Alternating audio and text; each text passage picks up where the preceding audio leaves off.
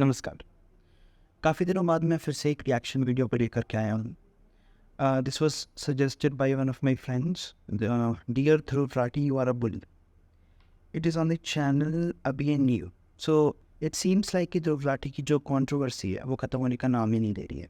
एक के बाद एक यूट्यूबर्स, क्रिएटर्स इसी से रिलेटेड बनाते जा रहे हैं वीडियोस। और ध्रुव राठी खुद भी बहुत ज़्यादा एक्टिव है। जैसे पहले उसकी इतनी वीडियोस नहीं आती थी जितनी अब आने लगी। सो he knows how to play with the algorithm, how to hop on the trends, how to capitalize on the growing sentiment of the people, of the audience.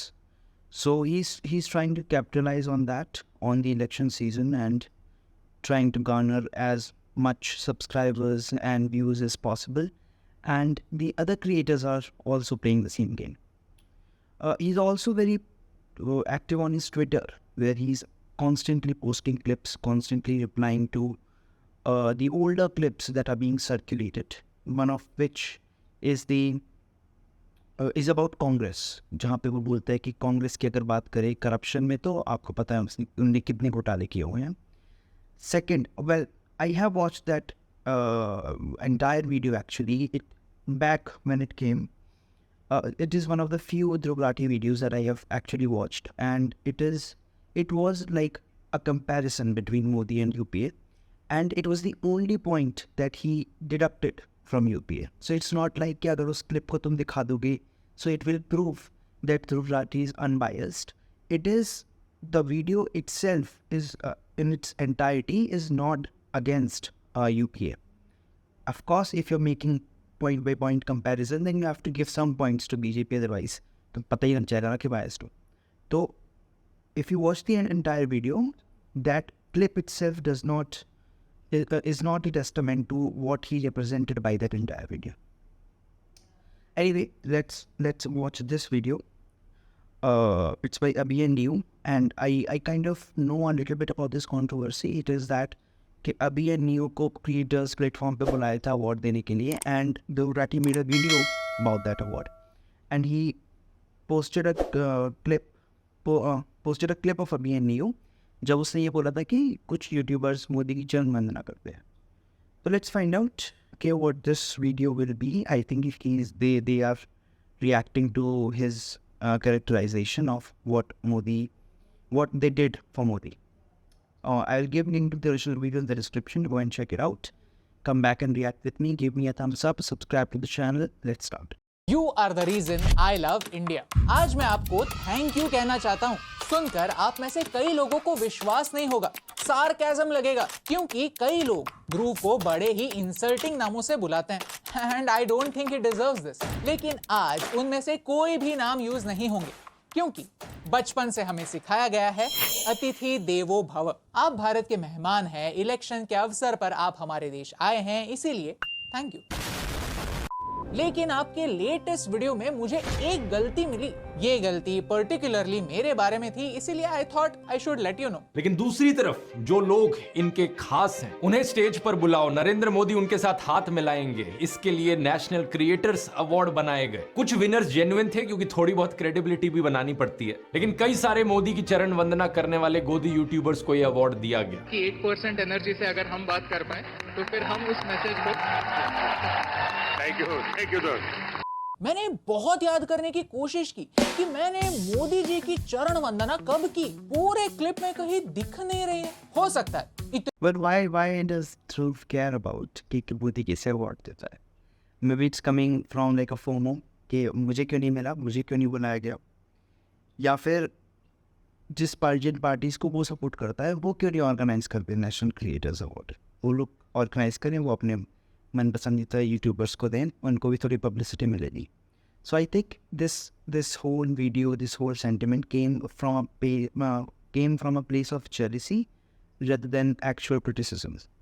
इतने सालों के लिए देश के बाहर रहने की वजह से आपको चरण वंदना इस शब्द का मीनिंग याद ना हो, तो चलिए आपको याद दिलाते हैं. चरण वंदना इसे कहते हैं जब किसी के पैर छुए जाते हैं. जब भी मैं मेरी दादी से आशीर्वाद चाहता हूँ तब मैं उनकी चरण वंदना करता हूँ. ये मेरे संस्कार है. मुझे बचपन से सिखाया गया है कि इससे हमारा ईगो कंट्रोल में रहता है. और इससे हम छोटे नहीं होते। और इसी वजह से मैं मेरे परिवारजनों, किसी गुरु या फिर किसी भी बड़े के पैर छूने से नहीं कतराता। अवार्ड तो हमें दिल्ली के एजुकेशन मिनिस्टर ने भी दिया है, क्या हमने उनकी भी चरण वंदना की थी? लेकिन नेशनल क्रिएटर्स अवार्ड के दिन जब हम मोदी जी से मिले तब मैंने हाँ, यहाँ पे दिल्ली आम आदमी पार्टी ने इनको बुलाया होगा क्रेडिबिलिटी मेंटेन करने के लिए। उनकी चरण वंदना नहीं की। हो सकता है कि आपके स्क्रिप्ट राइटर ने गलती की होगी या फिर एडिटर ने बाय मिस्टेक हमारी क्लिप यूज की होगी, क्योंकि मैंने बहुत ढूंढने की कोशिश की लेकिन ये चरण वंदना वाली क्लिप कहीं मुझे मिली नहीं। सो डियर ध्रुव राठी, अगर आपके पास ये चरण वंदना की एक्सक्लूसिव क्लिप है तो प्लीज मुझे फॉरवर्ड कर दीजिए। इनफैक्ट आपके सारे फॉलोअर्स को भी फॉरवर्ड कर दीजिए, वही फॉलोअर्स जिन्होंने अब तक कमेंट्स में गालियां देना स्टार्ट कर ही दिया होगा। हाँ, अगर नहीं है तो पब्लिकली सॉरी कह दीजिए। हो सकता है इससे आपका ईगो थोड़ा कंट्रोल में आ जाए। डियर ध्रुव राठी, जब मैंने ये वीडियो ढूंढने की कोशिश की तो मुझे कुछ और ही वीडियोस मिलने लगे, जैसे कि ये वीडियो जहां पर हमने मणिपुर पर सवाल उठाए, एक नहीं दो वीडियोस बनाए, या फिर ये वीडियो जहां पर हमने पूछा कि भारत का पासपोर्ट स्ट्रॉन्ग कैसे बन सकता है, या ये वीडियो जहां हमने रेसलर्स प्रोटेस्ट की बात की, या ये वीडियो जहां हमने कहा कि भारत का टैक्स पेयर भारत की सबसे अब्यूज्ड माइनॉरिटी लद्दाख के इशू के बारे में हमने तब भी वीडियोस बनाए जब मामला ट्रेंडिंग नहीं था लेकिन उतना ही इंपॉर्टेंट था। हर क्रिएटर उन मुद्दों पर बात करता है जो उसे सही लगता है, वो टॉपिक्स कवर करता है जो उसके हिसाब से उसका ऑडियंस देखना चाहता है। कभी वो वीडियोस क्रिटिकल होते हैं तो कभी हमारी अचीवमेंट्स को सेलिब्रेट करते हैं। यस, हमारी अचीवमेंट्स, क्योंकि देश की इन अचीवमेंट्स को मैं मेरी खुद की अचीवमेंट्स मानता हूं। मेरे स्कूल में हर दिन एक प्रतिज्ञा होती थी, भारत माझा देश है, सारे भारतीय माझे बांधव आहेत, माझ्या देशावर माझं प्रेम आहे। जब देश कुछ अच्छा करे तो उसकी प्रशंसा करो और जब कुछ बुरा करे तो उसकी निंदा करो, यही हमारा काम है, राइट? ऑफ कोर्स हम न्यूज नहीं है, हमसे कई वीडियोस मिस होते हैं। जैसे हमने केरला फाइल्स के बारे में कोई वीडियो नहीं बनाया, हमने वीर सावरकर मूवी पर कोई वीडियो नहीं बनाया, संदेश खाली पर कोई वीडियो नहीं बनाया। वीडियो बनाते तो काफी व्यूज आते, लेकिन हम वीडियो नहीं बना पाए। ऐसे कई सारे वीडियोस हैं जो हमसे बनाना मिस हो गया, जैसे आपसे भी होते हैं। जैसे उदयपुर के कन्हैया लाल की केस आपने जस्ट वन पॉइंट कि जैसे अभी इनने वापस जाके अपनी सारी वीडियो क्लिप्स दिखाए तो वन बाय वन कि देखो हमने मोदी के अगेंस्ट, मोदी के क्रिटिकल होके भी ये वीडियोस बनाया था। I feel like this comes from a place of what do we say, it is a inferiority complex कि तुम जस्टिफाई करना चाह रहे हो किसी और को कि तुम अनबायस्ड हो। Why do it? Whatever you do own up to it, don't be like कि मैंने I am no one to suggest people what to do and what not to do, but I feel like this is a trap that we fall into a lot of times, जहाँ पे हम लोगों के narrative में चलने लगते हैं, क्योंकि दिस होल नैरेटिव कि हम बायस्ड है उनने क्रिएट किया है। So we tend to come up with, we try to justify it, we try to give out examples कि नहीं हम नहीं। Why do it? Don't fall into that narrative कि वो हमारे मुंह में बात क्यों डालेंगे, उन्हें ये डालने का अधिकार नहीं होना चाहिए, is all I'm trying to say. Miss कर दी। शायद उस वीडियो को भी मिलियंस में व्यूज आ सकते थे, लेकिन मैं समझ सकता हूं आपको आपके चैनल पर कौन से वीडियोस अपलोड करने चाहिए और कौन से नहीं। ये मेरी एक्सपर्टीज नहीं है, ये आपका डिसीजन है। लेकिन मैं आपको थैंक यू कहना चाहता हूं, क्योंकि आपने इंटरनेट का पुलिस बनकर ये डिसाइड करना स्टार्ट कर दिया कि कौन से क्रिएटर ने किस टॉपिक पर वीडियो बनाना चाहिए और किस टॉपिक पर नहीं। और अगर किसी क्रिएटर ने उस टॉपिक पर वीडियो बनाया जिस पर आप नहीं चाहते कि वो वीडियो बनाए, तो वो गोदी यूट्यूबर। थैंक यू मुझे ये सिखाने के लिए कि जब आपके एक लिमिट के ऊपर सब्सक्राइबर हो जाते हैं तब आप ये भी कंट्रोल कर सकते हैं कि कौन किस चीज के बारे में वीडियो बना सकता है और कौन नहीं, किसे किस चीज के बारे में बात करने की अनुमति है और किसे नहीं। और अगर किसी ने गलती से उस टॉपिक को छेड़ा तो आपके लॉयल फैंस तो है ही ना संभालने के लिए। कुछ लोग इसे फ्रीडम ऑफ स्पीच का उल्लंघन कहेंगे, क्या है ना। फ्रीडम ऑफ स्पीच का एसेंशियल मीनिंग ही ये होता है कि हर पॉइंट को एग्जिस्ट करने की अनुमति है, चाहे वो आपको अच्छा लगे या ना लगे। जब एक इंसान ये डिसाइड करने लगता है कि किसने किस चीज पर बात करनी चाहिए और कौन से ओपिनियंस चुप कर देने चाहिए, What a horrible photo. I don't want to look at this. तो इसे ही सेंसरशिप कहते हैं, इसे ही इंटरनेट की I dictatorship mean, I'm not saying that he looks horrible. I'm saying this particular picture is horrible. कहते हैं। लेकिन आपने मुझे सिखाया है कि अपने से छोटे क्रिएटर को बुली करना ठीक है। अब इसके बाद कुछ लोग आपको भी इंटरनेट का बुली कह देंगे। क्रिएटर अवार्ड के दिन मेरे दोस्त रणवीर को भी अवार्ड मिला and I am very happy for him. Ranveer एक क्रिएटर एजेंसी का को फाउंडर है। इस एजेंसी के साथ आपने भी कभी ना कभी तो काम किया ही होगा ना। उनकी वजह से आपको भी ब्रांड डील्स तो मिली होंगी ना। अवार्ड तो उन्हें भी मिला था, लेकिन आपने आपके वीडियो में चरण वंदना का एग्जाम्पल देते समय उन्हें नहीं मुझे चुना। क्यों? यहाँ टेक्निकल गुरुजी को भी अवार्ड मिला था जो आपके सीनियर हैं, लेकिन आपने उन्हें नहीं चुना, मुझे चुना। क्यों? यहाँ ट्रिगर्ड इंसान भी थे, यहाँ अंकित बयानपुरिया भी थे, और आपने इनमें से किसी को भी टारगेट नहीं किया, जो काफी सही बात है। Nobody deserves to be targeted for an award that they got like this।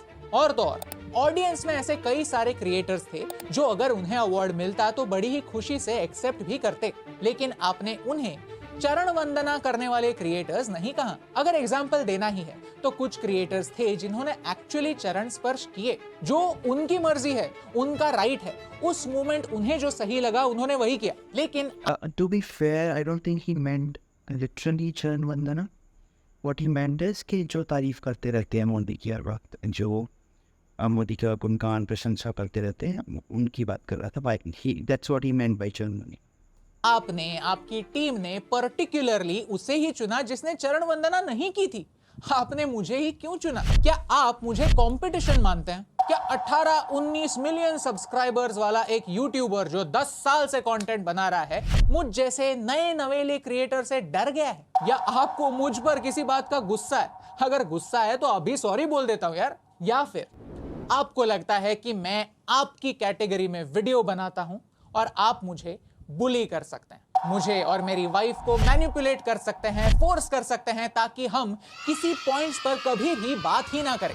वैसे तो ऐसे बहुत सारे क्रिएटर्स हैं जो आप और मुझ जैसे ही वीडियोस बनाते हैं, और आजकल कई सारे पॉलिटिशियंस के साथ पॉडकास्ट भी कर रहे हैं। यानी आज जो आप मेरे साथ कर रहे हैं वैसे ही कल उनके साथ भी करेंगे, राइट? क्या कल जाकर आप उन्हें ऐसे ही बुली, मेरा मतलब फ्री का एडवाइस देंगे? तो क्या है ना, मेरी हिंदी बचपन से थोड़ी कमजोर रही है, लेकिन आपने मुझे सिखाया है कि जैसे आप सिर्फ और सिर्फ प्रॉब्लम्स के बारे में बात करते हैं, वैसे ना करके सॉल्यूशंस पर बात करना चरण वंदना होती। ये सारे वीडियोस देखकर, इतना सारा क्रिटिसिज्म देखकर, मोदी जी जैसे डिक्टेटर को तो हम पर गुस्सा आना चाहिए, राइट? अरे उन्हें तो हमें स्टेज पर सबके सामने बधाई देने के बजाय नॉमिनेट भी नहीं होने देना चाहिए था। तो उन्होंने हमें अवार्ड क्यों दिया? हो सकता है कि दुनिया में कुछ ऐसे लोग हों जो ये समझते हों कि हम इस अवार्ड के एक्चुअली हकदार हैं। शायद आप भी ये अवार्ड जीत सकते थे, और तो और मोदी जी से मिलकर उनके मुंह पर उन्हें डिक्टेटर कह सकते थे। सोचिए, इतने बड़े स्टेज पर मोदी जी से अवार्ड लेने के बाद वही अवार्ड उन्हें ही वापस दे सकते थे। But this was for Indian creators, right? ये वीडियो कितना वायरल हो जाता, नहीं? डियर ध्रुव राठी, अगर आपको कभी भी कोई भी अवार्ड मिला होगा तो शायद आपको पता होगा कि जिसे अवार्ड मिलता है वो ये डिसाइड नहीं करता कि उसे अवार्ड कौन देगा। जैसे पिछले साल हमें एक अवार्ड अतिशी मैम के हाथों से भी मिला था, और जैसे नेशनल क्रिएटर अवार्ड को पाकर हम खुश हैं, वैसे ही इस अवार्ड को पाकर भी हम खुश हैं। और जिन्होंने हमें अवार्ड दिया उनका हम सम्मान करते हैं, उनसे तमीज से पेश आते हैं, और वो हमें शायद इसलिए अवार्ड देते हैं क्योंकि हमारे काम में दम है। डियर ध्रुव राठी, आपने हमें बहुत कुछ सिखाया है। इंटरनेट का पुलिस बनना आपने हमें सिखाया, अपने से छोटे क्रिएटर को बुली करना आपने हमें सिखाया, अवार्ड के लिए अप्लाई ही ना करना और फिर जिसे अवार्ड मिले उसे अनडिजर्विंग कह देना आपने हमें सिखाया, सिलेक्टिव आउटरीच आपने। अच्छा, he could have applied, but I thought like people who are not from India, they can't apply.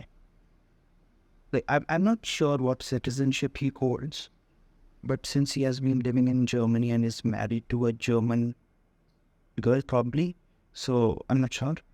So I don't think like he has the qualification to apply. हमें सिखाया चरण वंदना की नई डेफिनेशन आपने ही हमें सिखाई, और आपने ही हमें भारत से प्यार करना भी सिखाया। क्योंकि कल ही के दिन मेरे शहर में इलेक्शंस हुए, मैंने वोट किया और फिर मैं मेरी दादी को भी वोट करने लेकर गया। मेरी दादी को घर छोड़कर मैं मेरे घर वापस जा ही रहा था, तभी मुझे रास्ते पर एक और बूढ़ी दादी और उनकी बेटी दिखी। मैं गाड़ी चला रहा था तो मैंने उन्हें लिफ्ट दी। बातें करते करते पता चला कि इस दादी को डिमेंशिया है, यानी वो खुद अपनी बेटी का नाम भी ठीक से कभी कभी याद नहीं कर पाती थी, लेकिन उन्हें ये याद था कि वोट करना हर सिटीजन का कर्तव्य है। उन्हें मैंने वोटिंग स्टेशन पर ड्रॉप किया, उन्होंने वोट दिया और वापस आकर जब वो मेरी गाड़ी में बैठी तब उन्होंने मुझे बताया कि उन्होंने किसे वोट दिया। उन्होंने उस कैंडिडेट को वोट नहीं दिया जिसे मैंने वोट दिया था। यानी अगर सोचा जाए तो मैंने मेरे ही काम से किसी की हेल्प करके मेरे ही एक वोट को कैंसल आउट करने में हेल्प की। लेकिन इस पूरे इंसिडेंस में मुझे इस बात का गर्व है कि मैंने किसी की मदद ये सोचकर नहीं की कि वो किसके लिए वोट करने जा रहा है। इलेक्शन के दिन जरा आपके इर्द गिर्द का माहौल देखिए और नोटिस कीजिए। मेरा वोटिंग सेंटर एक स्कूल था। यहाँ स्कूल के बच्चे अनजान लोगों को व्हील चेयर पर बिठाकर पोलिंग स्टेशन तक पहुंचा रहे थे, उन्हें गाइड कर रहे थे। कोई वोट करने के लिए घंटों के लिए धूप में खड़ा था, कोई काम करने के लिए दूसरे शहर रहता है लेकिन वोट करने के लिए अपने होम टाउन आया है। कोई 90 साल के दादाजी भी हैं जो बड़ी एक्साइटमेंट में अपना कर्तव्य निभा रहे हैं। ये सारे लोग वही लोग हैं जिन्हें इस बात पर विश्वास है कि भारत एक डेमोक्रेसी है और भारत एक डेमोक्रेसी ही रहेगी। एक इंसान के कहने से क्या फर्क पड़ता है? सच सबको अपनी आंखों के सामने दिखता है, बस वो आंखें खोलने की जरूरत होती है। वैसे तो 10 दिन में That is very true. Indian voter is very smart and they realize the power of their vote. And that is why they go and vote. I have seen like people standing in line. Why do it? Why not stay at home? Chill करो घर पे बैठ के, इतना दूर जा करके धूप में क्या फायदा? But still people are doing it because one, they realize the power of their vote, and second, they know who to vote for because they have that conviction to go ना. तो उन्हें पता है कि हमें कहाँ वोट करना है, किन बातों पे वोट करना है. So it's like there is this widespread assumption amongst especially the leftists that the Indians are uneducated and they don't know what they're voting for. They have been influenced by Modi, by whoever, and they don't know how to make smart, educated decisions for their own benefit. So this is a like answer to all of those questions. पूरा का पूरा America घूमा जा सकता है। वैसे tours भी होते हैं, लेकिन उन 10 दिनों में सिर्फ एज अ टूरिस्ट आप अमेरिका एक्सप्लोर कर सकते हैं। अगर एक देश की असली ब्यूटी को देखना है तो उस देश को अपनाना पड़ता है। एक झंडा ट्विटर की बायो पर लगाकर नहीं, उस देश को अपने दिल में रखकर। डियर ध्रुव राठी, आज मैं आपको एक मूवी रेकमेंड करना चाहता हूँ, the secret life of Walter Mitty, जिसमें एक लाइन है, beautiful things don't ask for attention. Election के दिन हर इंसान की इस फ्यूटाइल एक्टिविटी में विश्वास रखने की कहानी वो नहीं जान सकता जो सिर्फ एज अ टूरिस्ट भारत आता है, जो कहता है कि अपने बार्बर को, अपने टेलर को, अपनी मेड को मेरे वीडियो दिखाओ, तब भी वो सही वोट दे पाएंगे। जिन्हें भारत पर भरोसा है, जिन्हें भारत की जनता पर भरोसा है, वो ये जानते हैं कि ये देश बहुत बड़ा है, देश बहुत डाइवर्स है और देश की जनता आपसे ये बेहतर जानती है कि देश के लिए सही क्या है। उन्हें आपके उकसाऊ वीडियोस दिखाकर मैनिपुलेट करने की जरूरत नहीं है, लेकिन आपको जैसे वीडियोस बनाने हैं वैसे वीडियोस बनाना कंटिन्यू कर सकते हैं। क्यों पता है? क्योंकि इलेक्शन के दिन मैंने जो सबसे सुंदर चीज देखी थी वो यही थी कि कोई भी इंसान आपके वीडियोस देखकर अपना वोट चेंज नहीं कर रहा था, और तो और ना कि मेरा वीडियो देखकर कर रहा था। वोटिंग करने के लिए आए हुए किसी को भी शायद आपका और मेरा नाम पता भी नहीं होगा। हम इंटरनेट पर वीडियोस बनाते हैं, दैट्स इट। हम सुभाष चंद्र बोस नहीं हैं, कोई क्रांतिकारी नहीं है। हम देश को बचाने के लिए यहाँ पर नहीं आए हैं। ये फीलिंग एक काफी हम्बलिंग फीलिंग है कि आपके वीडियोस को आने वाले 20 मिलियन व्यूज भी देश के पॉपुलेशन के 2% भी नहीं है। तो आपकी वजह से मैंने ये समझा है कि देश का नागरिक बहुत समझदार है, वो आपकी या मेरी बातों से इन्फ्लुएंस होने वाला नहीं है। देश को डिमेंशिया नहीं है, उसे हमारे पिछले 10 सालों की सारी अचीवमेंट्स के भी बारे में पता है और सारे फेलियर्स के बारे में भी। और Also, just because there is a view doesn't mean it has been watched completely. 30 second हो जाता है वीडियो को देखते हुए तो it counts as a view.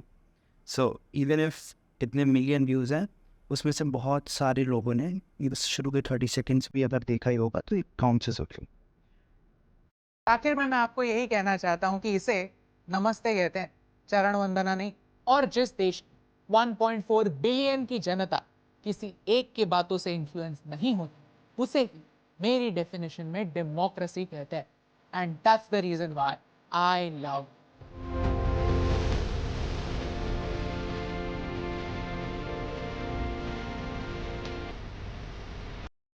Actually it is very true कि वोटर इतनी जल्दी इन्फ्लुएंस नहीं होता है, बिकॉज आई हैव सीन कि लोग वोट करते हैं बहुत प्रैक्टिकल रियल इश्यूज पे, and they vote with a different mindset in different elections. तो अगर अभी चेयरमैन पे इलेक्शन हो तो इन दैट थोड़ा कास्ट फैक्टर आ जाता है, थोड़ा ग्रुपिज्म फैक्टर आ जाता है कि हमारा वोट तुम्हारा वोट, उस टाइप का फैक्टर आ जाता है। when they vote in state elections, then if you like analyze the latest trends in UP, then the caste lines have kind of blurred and issues आने लगे हैं एक लॉ एंड ऑर्डर को लेकर के, और डेवलपमेंट तो होता ही है। And when they vote for Lok Sabha elections, then issues become national level, it becomes national security, it becomes कि इंडिया की क्या इमेज है बाहर, it becomes defence, it becomes economic reforms, and people recognise those level of issues और उसके हिसाब से ही vote करते हैं। तभी तो when you see like in Lok Sabha elections Delhi में साथ साथ बीजेपी को चली जाती हैं, बट व्हेन इट्स विधानसभा का इलेक्शन देन आप took like majority.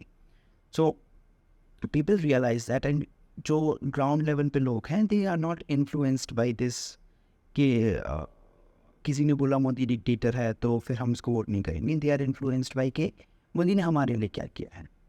And I also find this कि जो अर्बन पीपल होते हैं who are like above a certain class, who sit in air condition rooms, sip with wine, and then they talk about कि see India में कुछ हो नहीं रहा है। दे डोंट रियलाइज कि रूरल एरियाज़ में क्या हो रहा है, जो एक्चुअल बेनिफिट्स हैं, जो एक डेवलपमेंट का स्कोप है वो रूरल एरियाज़ में बहुत ज़्यादा है। वहाँ पे पानी पहुँचाना है, टॉयलेट्स बनाने हैं, लोगों को सस्टेनेंस प्रोवाइड करना है। तो जो गवर्नमेंट की पॉलिसीज़ होती है वो मासेस को रूरल एरियाज़ में ही पहुँचाई जा रही है। तो people recognise that in rural areas and then they go and vote for Modi, but these benefits do not like actually reach the urban elite upper class population because they don't need it. They're already living in that category कि जहाँ पे किसी भी इस तरह की schemes की ज़रूरत ही नहीं है. What they need is like economic reforms. So and those who get it, they do like vote for Modi as well. So ये कहना कि people don't know who to vote for because they're not educated, but that is not true. जिसके घर में खाना आ रहा है, जिसके घर में बिजली आ रही है, जिसके घर में पानी आ रहा है, उसे तो पता है ना कौन दे रहा है. So they will vote for that. So anyway, we'll find out soon enough how much through sir have made the difference. I'll see you guys in the next one. Thank you for watching.